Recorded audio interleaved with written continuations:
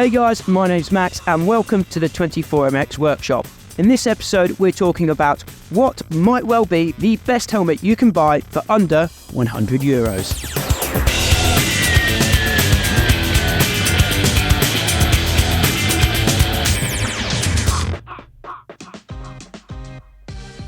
Motocross can be an expensive sport, and we know that some riders, especially those just starting out, are going to be operating on a tight budget.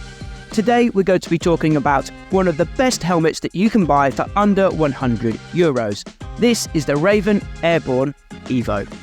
Even though these helmets do come in at the cheaper end of the spectrum, they still do have some cool features. The peaks or the visor here at the front is adjustable very easily, so you can adjust if the sun's low. The helmet is crafted with a durable ABS shell.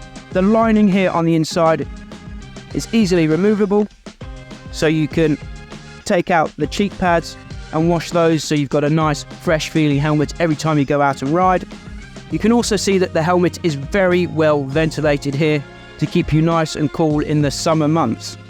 The helmets are lightweight, so it's not going to be putting too much strain on your neck whilst you're out on the track, which means you can ride for longer.